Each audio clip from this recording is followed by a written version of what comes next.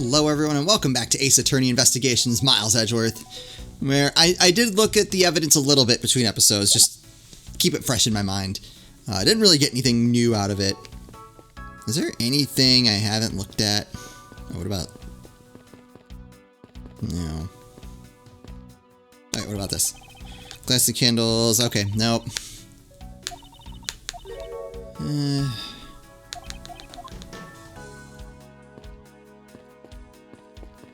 I think we've looked at everything.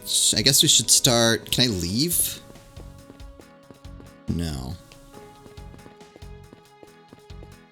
Actually, it's a little goofy, but I actually like Edgeworth's movement animations.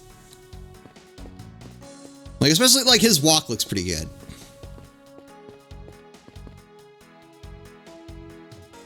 Alright, do we have any logic we can put together?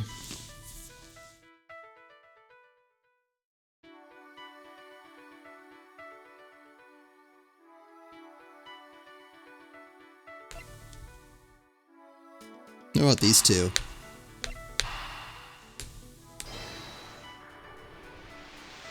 Logic?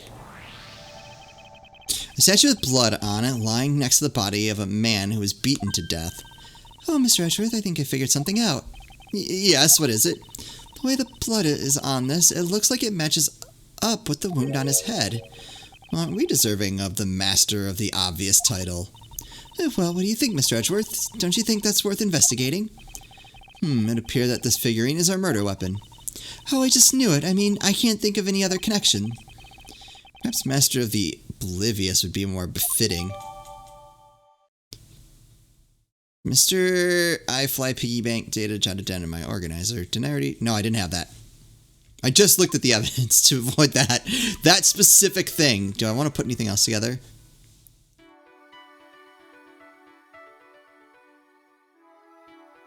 Is there anything else that goes together?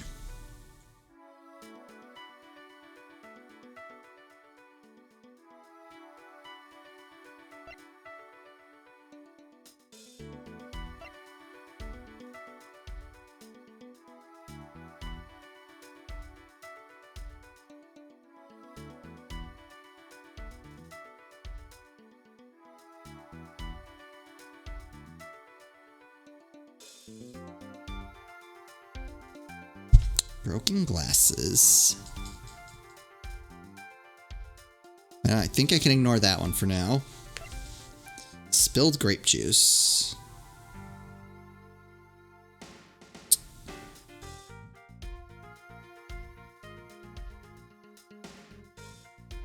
I think we need where was the killer, but I don't know if it goes with the elevator or the spilled grape juice.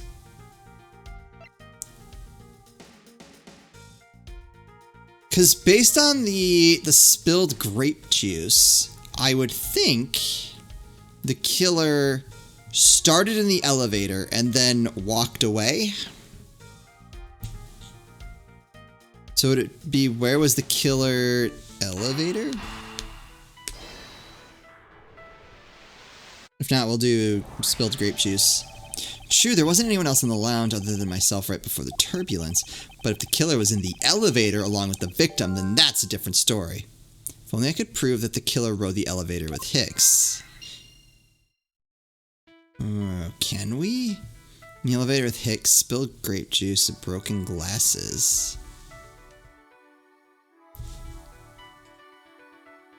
In the elevator with Hicks... Only I could prove that the killer rode the elevator with Hicks.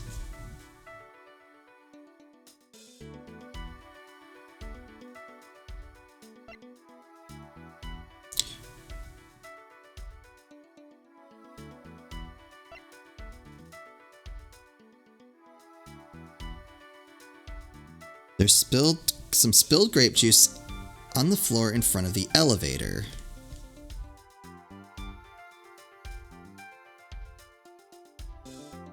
So would these go together? I don't know that necessarily proves that he was in the elevator, but I have it. I'm sorry, but I don't understand, Mr. Edgeworth. I can prove that someone other than myself was here around the time of the murder. Oh, what? Really? Yes, it's rather simple, actually. The proof is in the pudding, or rather the grape juice in this case. These footsteps here confess to me this very fact, that someone exited the elevator alive. Seeing as how the victim is dead, that would mean a second person. But couldn't the footprints be from Mr. Hicks himself? No. But if you take a look at our victim's shoes, you can see the soles are spotless. Which means... Mr. Hicks wasn't alone in the elevator. In fact, it's quite the opposite. There was actually one other person inside the elevator. Got grape juice footprints. Okay, we're going to need that. We could see if anyone has grape juice on their... Oh, we did it! Investigation complete. We win. What's going on over there? Oh, he's mad. Not fit for YouTube. He's calmed it down a little, guys, but still not pretty. The unforgivable. This is unforgivable. Oh, those two. Those two interacting. This is going to be great. Do you understand what I'm saying? The movie is late. It is the same level of bad as if the plane arrived late. That's not even close. I would much rather my movie be late than than a plane. But the movie... What? I will not talk to you anymore. You are just wasting my time. What is the matter, Mr. LeBlanc? If there is no emergency, please return to your seat, sir. Do not tell me what to do. I need not to sit down. Well, Mr. Prosecutor, did you prove you are innocent yet? If you'd like, I will prove my innocence to you right now. No, don't. What? Nonsense. Are you saying my eyewitness testimony is mistaken? Not mistaken, merely that there is room for doubt. I'd be most honored if you could please tell me what you saw in detail once more. Fine, suit yourself. Oh, here we go. Testimony. What I saw. We're going to evidence him back up to first class. Doesn't sound like much of a punishment. I'm certain I saw Mr. Hicks enter that elevator. It was when the needle on my pocket watch pointed to the 6 and the 12. Did you get the hands right? Whatever. The body was discovered 15 minutes after that in the lounge. Yes! And then you, the only person in the lounge at the time, must be the criminal. Nope. Mr. LeBlanc's conclusion seems to make logical sense. After all, the only person in the lounge at the supposed time of the murder was me. So my eyewitness testimony. If you think you can destroy it, then come, let me see. Hurry. Do I look like a man who is having the time to wait for you? Why is he so irritated? I'm the one accused of murder here. Anyway, I must find a way to discredit Mr. LeBlanc's account somehow, and fast. Alright, here we go. What I saw. Hold it! Mr. LeBlanc, were you able to get a good look at the inside of the elevator at that time? Of course, I saw what was inside. And you are sure that the victim was in the elevator alone? Yes, the only person inside was that Mr. Hicks man. This last outburst is too important to let go.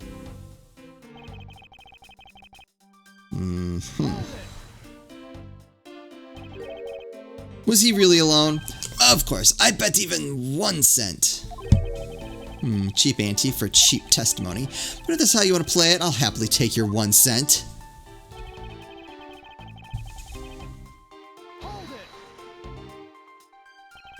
Is this another chopsticks thing from Danganronpa G3? I assume the pocket watch in this case is the one you keep checking, is that correct? Oh, you noticed. It is a very expensive antique, I will have you know. The feeling is wonderful when I fully wind it up by hand. It does look very well designed and quite classy. I will have to charge you if you want to touch it. That's quite alright. Let's continue with your testimony. What a cheap man you are. Now return the time you wasted back to me. And if we must, I saw Mr. Hicks enter the elevator at 6 o'clock.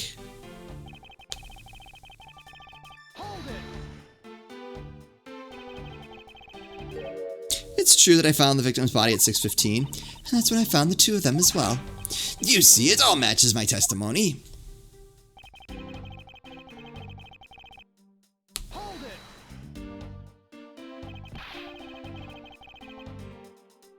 is the most mistaken way of thinking I've ever heard. No. Your silly opinion is what is mistaken. Please calm down, the both of you. In a sense, you are both mistaken. Oh, if that isn't the pot calling the kettle black, then I don't know what is. I spy a little hole in his words. As you wish, Mr. LeBlanc. I will now show you proof of my innocence.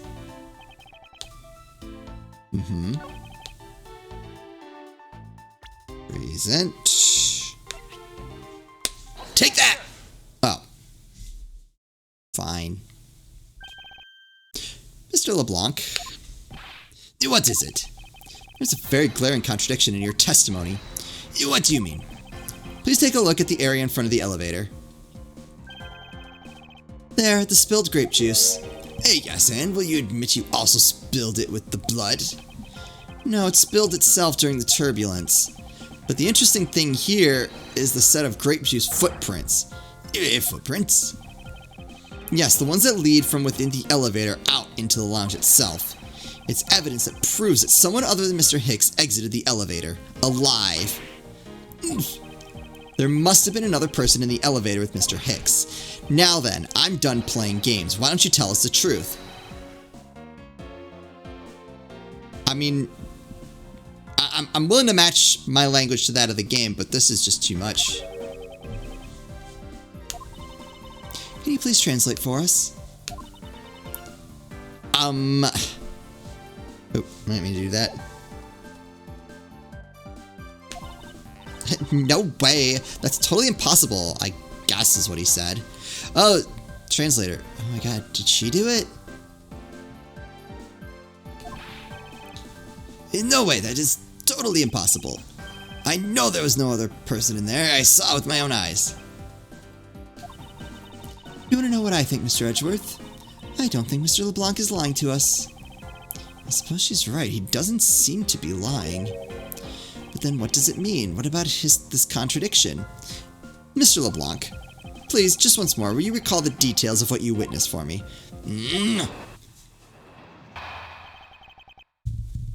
Okay, what I saw, part 2. I was very upset when Mr. Hicks passed by my seat. He was always checking the time over and over again. I happened to follow that man with my eyes when he passed me. And I saw clearly into the elevator he was entering. But I swear there was no one else inside. No one! Mr. LeBlanc, if you would please calm down. Oh, what? You dare to have an issue with my eyewitness testimony? No, not at all. Please forget I said anything. Yet again, he doesn't appear to be lying. But I can't let this testimony stand as the truth. Alright, press this. Why were you upset? Was it because he was playing with his computer? So, are you still upset now? I am always upset. The only time I am not is when I have a piece of art in my hands. It's surprisingly easy to believe that about him. But I was even more upset when Mr. Hicks walked by me. He was always checking the time. Why? Why were you so attentive to the time? Because something unforgivable is happening. Come to think of it, you were yelling about something unforgivable earlier. I was giving a complaint to the attendant about the movie starting time. Return to me my time, in money. You understand the point. Movie? Is he talking about the in-flight one that's mentioned in the magazine? Hold up. Movie. 6 o'clock, yeah. Summary of the plot and the start time. Crap. I thought he was lying. They were supposed to show License to Love, Laugh, Maim, and Murder.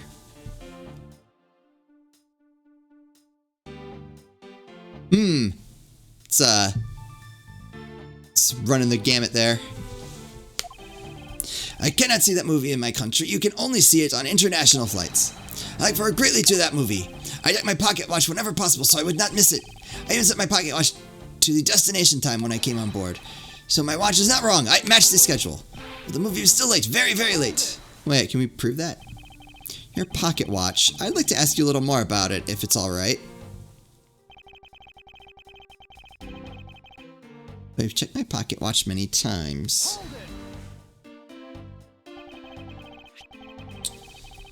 So this movie you mentioned, is it the one listed in the Sky magazine? Yes! I was so looking forward to watching License to Love, Laugh, Maim, and Murder. Miss Tenero, was this movie shown on this flight? Yes, it was shown at the scheduled time. Isn't it possible you simply stepped through it by accident? Nonsense, you doubt me! No, now stop pointing at me like that. Odd, how did he miss a movie that he was clearly hoping to see? I checked my pocket watch a great number of times. That much I know for sure. Set to my destination's time. I always set it when I board the plane.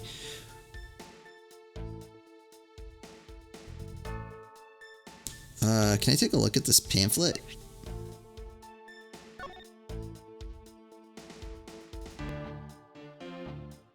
All times shown correspond to departure time zone. I knew it! That's why he missed the movie. I don't know what the frame is, but his clock is wrong. All right, I'm gonna press him first. You're sure about what you just testified, Mr. LeBlanc? Yes, of course. I'm a very busy man. I am immediately busy when I land. I have many places to go and no time to waste adjusting my pocket watch. I see. That was a very valuable statement you just made. Flatter me all you want, but you will not get 1 cent out of me. That's alright. All I require is this piece of testimony.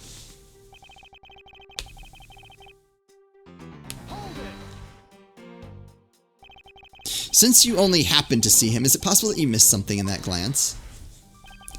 Even if I only happened, I did not miss a thing. And how can you be so sure? Just because. I would appreciate it if you didn't take my life so lightly with a simple just because. Well then, I was only making a joke. I saw Mr. Hicks, alright?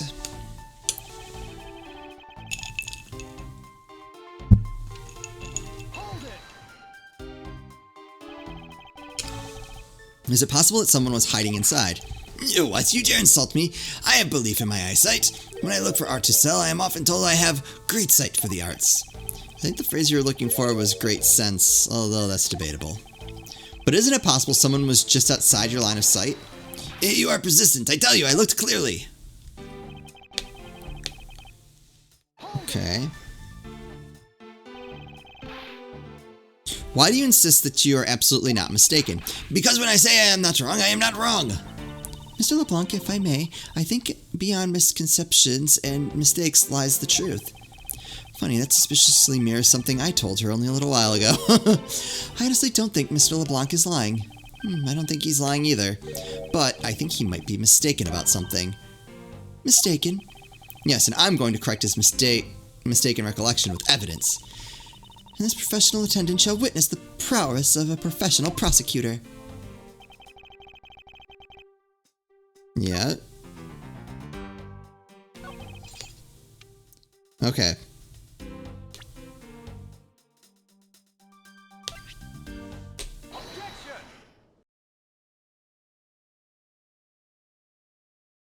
There we go. Mr. LeBlanc, you said this just now in your testimony. I was at my pocket watch at the destination time when I came on board. Now, if your watch has been set to our destination's time zone, it would mean that your watch is displaying the time of our destination. Yes, and the correct time is worth its 6 cents. I would like you to take a look at this. If you believe the Sky magazine, clocks on this flight run in accordance with the time of our departure time zone. Of course, the movie scheduled was also created with that in mind.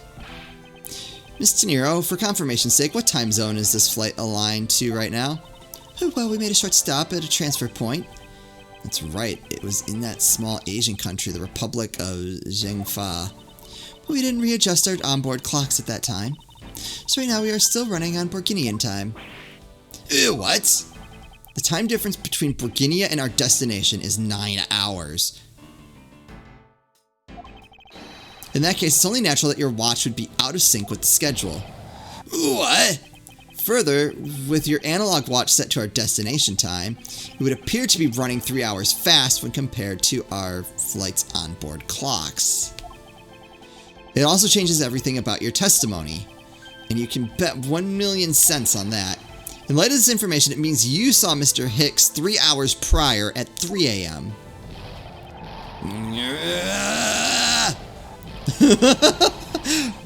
My 1,000,000 cents! This should clear up all the remaining accusations. That doesn't clear up anything.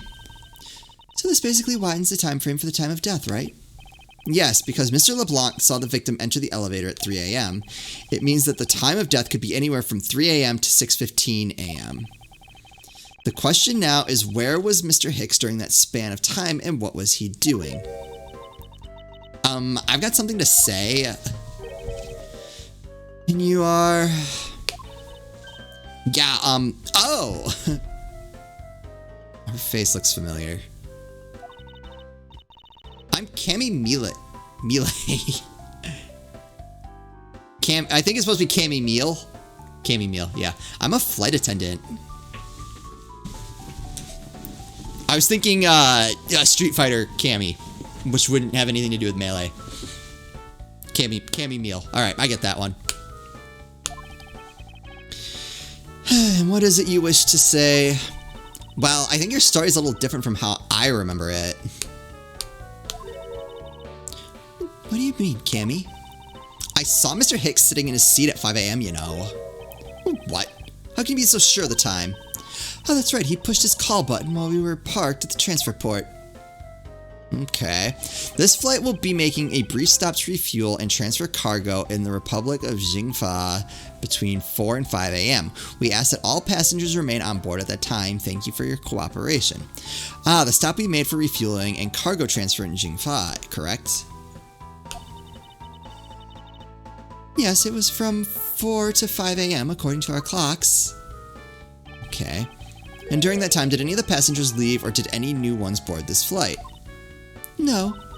Not a single person got off or on in Jingfa. What about the flight crew? A few who were handling the cargo transfer might have temporarily gotten on or off, but eventually everyone, including Cammy and myself, came back on the plane. So basically I can assume that no one left or got on since our initial takeoff. Interesting. I should keep that in mind. Refueling in Jingfa. Okay. Yeah, and I answered his call. I can tell you Mr. Ackby Hicks was there in his seat when we took off again at 5 a.m. I don't get that one. I don't get that guy's name. Miss Meal's testimony jotted down in my organizer.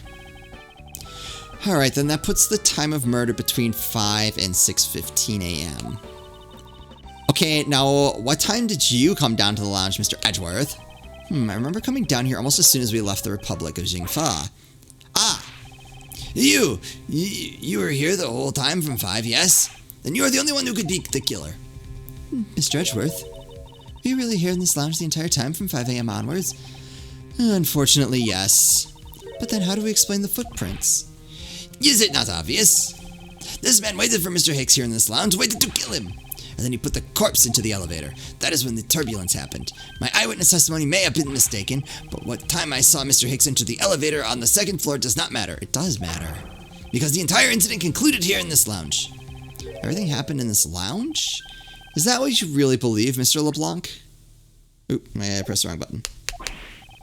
What? Did you have another idea? I simply feel there's something out of place in the scenario you presented. Is there something that can tie this crime to a location other than this lounge? Don't remember which evidence I have.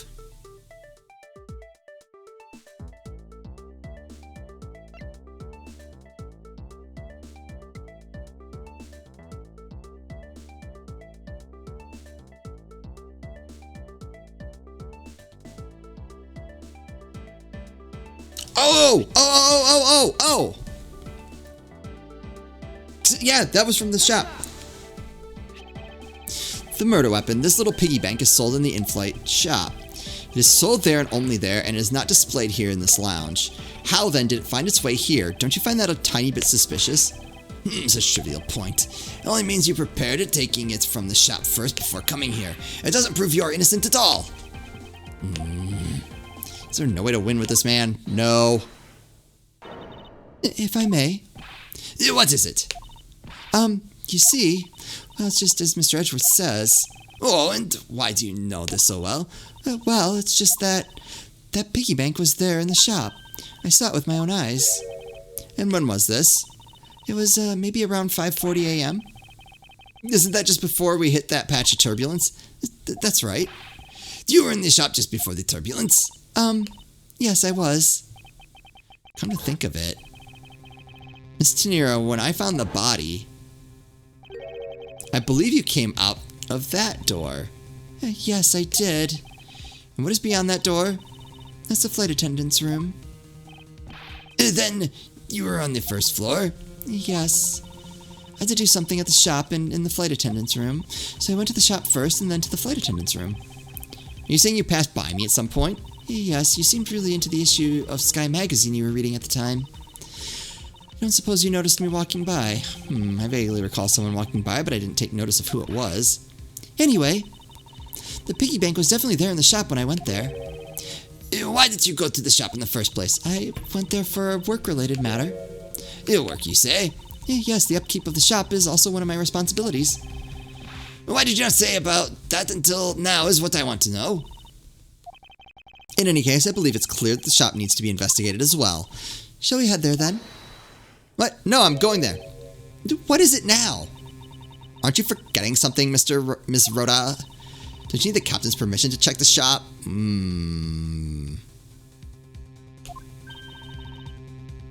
No, I haven't forgotten. I have already asked him for permission to search the entire plane, so I think we're all right. Huh? That's weird. Ooh, I'm suspicious of you. What is? Well, I just talked to the Captain C, and he said that he didn't give you permission to do anything like that at all. Uh-oh. What is the meaning of this, Miss Tenero? It means she's lying. Go on, admit that you are. You said you had permission to search all over, but you don't, and yet here you are. You, flight attendant, what are you trying to do? Pull the sheep over us? The captain's calling for you, Miss Rhoda. Oh, that's not good. Oh, but don't worry. I already got permission to search the shop from the captain. See, unlike you, I do things the right way. Miss Tenero, why would you do such a thing? Please excuse me. Looks like I get to be in charge now. Oh, God. Please go back to your seat, Mr. LeBlanc. Now then, Mr. Edgeworth, if you'd follow me, I will be your guide from now on. Oh, God. This can't be good. This can't be good. There's something about Miss Tenero that has piqued my curiosity. But right now, investigating the in-flight shop is my top priority. Alright, and we will do that in the next episode. This is heating up. I'm suspicious of literally every single person we've ever met. Which I think is the goal. I don't know.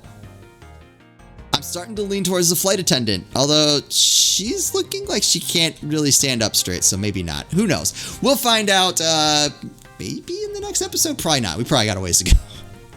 Anyway, as always, thank you all so much for watching, and I'll see you next time.